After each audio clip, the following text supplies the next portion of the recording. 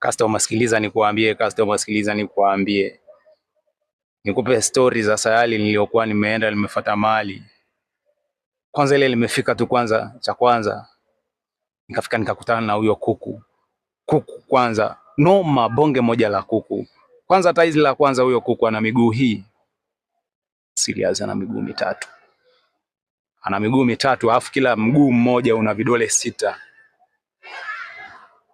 Kwa hiyo kwa hesabu yako ya kawaida vile ambavyo unajua, piga mahesabu hapo utajua kwamba yule kuku ana vidole vingapi. Baada ile pale, yani bonge moja la kuku kama ushawahi kumsikia yule kuku wa ndoo ambaye wanapatikana duniani hapa. Huo kuku wa ndoo ni cha mtoto. Sasa ile pale ni bonge la kuku kweli kweli. Ningekuwa nauza kuku yule kuku ningemleta nikaanza kumuuza hata hapa duniani, lakini kwa kuwa ndo nilikuwa nimefuata vitu vingine nikachana naye.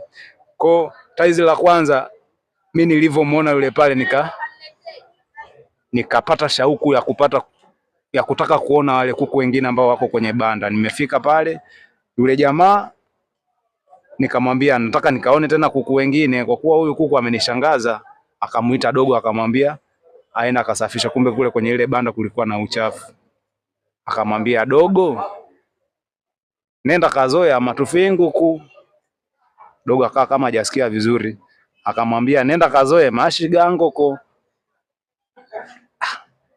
Mimi nikawa kama vile siwaelewi hivi, lakini kwa picha haraka haraka ni kama vile nikawaelewa kiundani.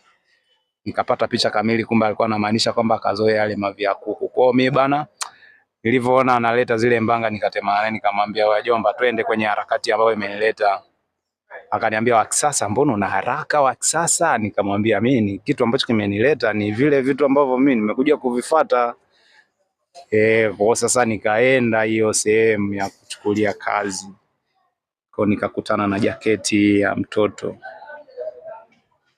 Jaketi ya mtoto hii hapo. Bomba jaketi. Chekshia hii kazi. Chekshia hii kazi. Chekshia kazi kama mtoto. Ni vitu kutoka sayari nyingine hivi hapa, mvalishe mwanao ili aonekane wa kisasa, kutoka kisasa outfit na vitu kutoka sayari nyingine. Yaani ni mwendo wa kushusha vitu vipya kutoka sayari nyingine. Chekshia. Chekshia hizi kazi. Kwa mimi alivyonionyesha tu pale nikasema hivi vitu hapa natakiwa kumwaga njugu. Nikamwaga njugu